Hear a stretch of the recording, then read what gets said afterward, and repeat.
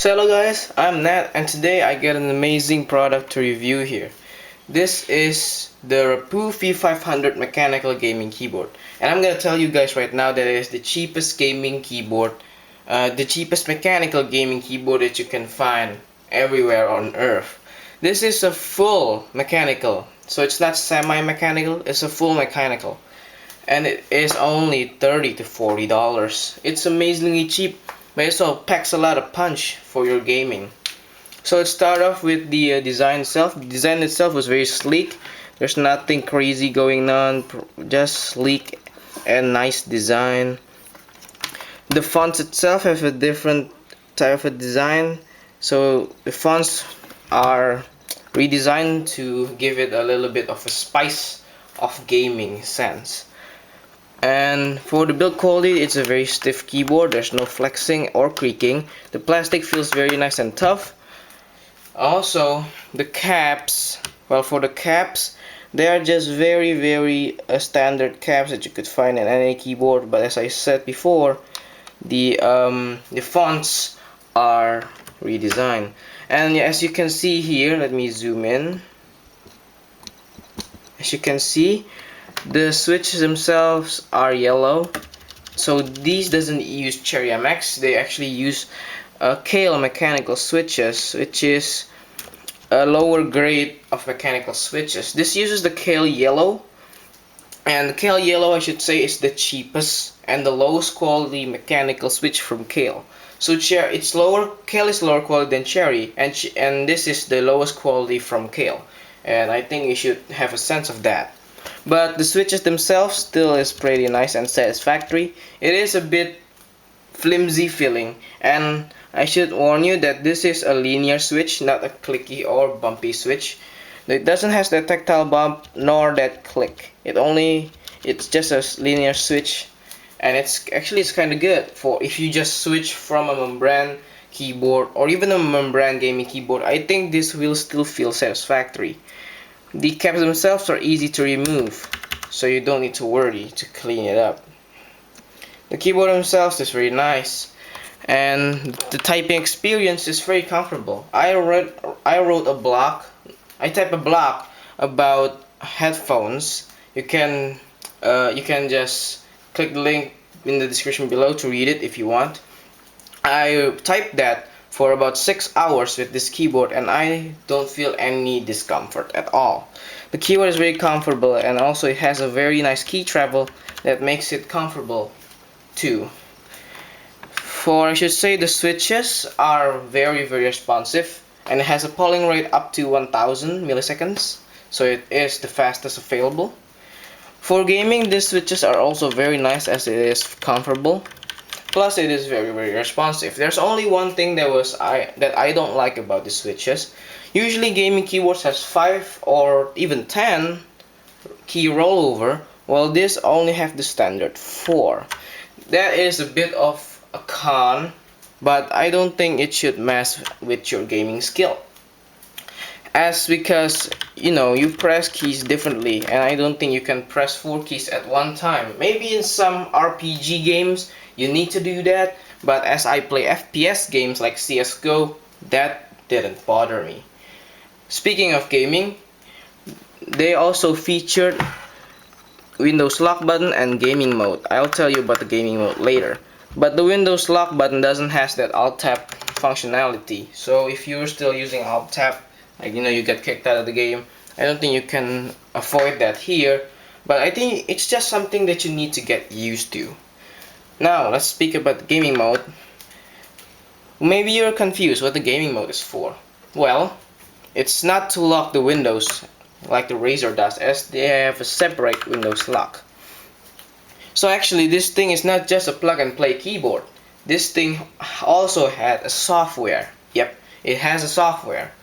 The software is easy to use, straightforward and nice. You can also program all the buttons in the keyboard, so you can enable this, and your setting will came out. Plus, it also has an onboard memory, so everywhere you go, if you use this keyboard, you still could play with your settings everywhere, anywhere. So also, I should talk about, oh yeah, one thing.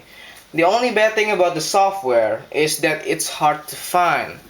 I spent about days or weeks trying to find it, as it cannot be downloaded from the website. They keep saying that the file was not available or corrupted, but I already added the link to this website that provides the software below. So if you guys are searching for the software, you can just download it from the link below. And yeah, it does work with the keyboard. It does sync up with the keyboard. Software's nice. So next is the cable. The cable is actually pretty heavy duty, but I'm gonna zoom up here. As you see that the connector itself was not really high quality. It is quite high quality, but it's not as durable that I want it to be. I think one day this could yank off if you used it too much, but I think it's pretty durable. The cable itself was heavy duty, as you see, but it's not tangle free, so it could tangle. And as you see here, this is the plug, and it is not plated. That's just expected from this price, but it has a different design too, so you can differentiate it if you need that differentiation in the back of your PC, so you can differentiate every plug. It uses USB 2.0, but I think it's compatible with USB 3.0, so I think that was quite useful.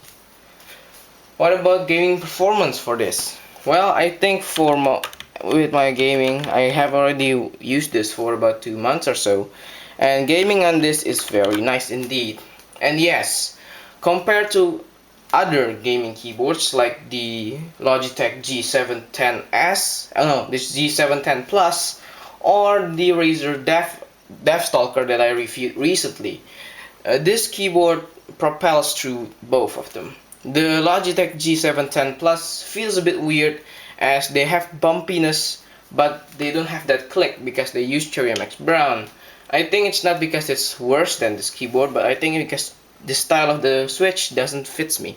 But compared to the Razer Deathstalker, which costs more than this, that keyboard just have a run for their money, because this thing blows that thing out of the water. It's much more comfortable. It's much more responsive than that. Actually, a bit more responsive. I know about the software, Razer is much better, but still, this thing has a good software. And also, one thing that Razer Deathstalker doesn't have is that onboard memory. The Razer Deathstalker doesn't have that. So yes, it's better than a Razer Deathstalker already.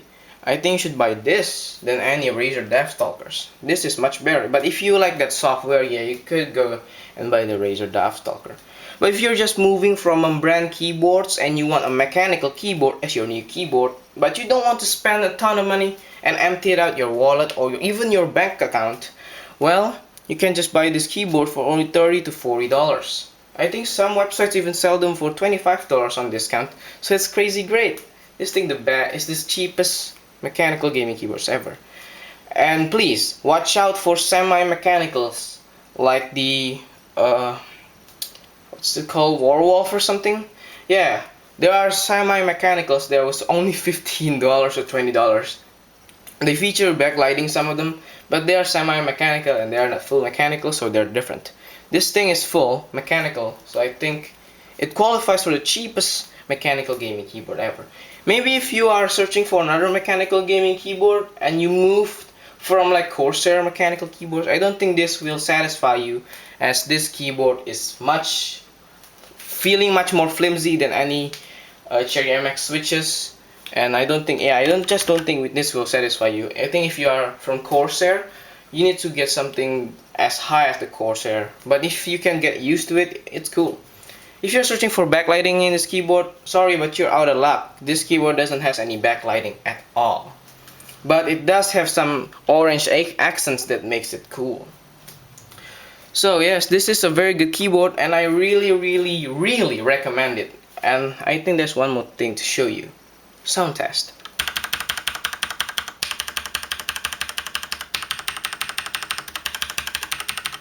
As you see, you don't get that very anticipated mechanical click, but you still get mechanical tick from the caps hitting the switches. So yes, this has been the review of the amazing Rapoo V500, which I crazily recommend to everybody that is searching for a cheap mechanical keyboard. There's also a new version of the Rapoo V500. They call it Rapoo V500 something that features the cherry, no, not the cherry, the Kailh black switches. I think you should see that. But if you're searching for backlighting, there's no luck here. But I will give you some recommendations for the mechanical that has backlighting in the description below. So I'm Nat. Thanks for watching. This has been the review of the Rapoo V500. Don't forget to give a high five, do that subscribe button, hug that like button, and also share this video with everyone else. I'm Nat. Thanks for watching. As always, guys, take care. Bye.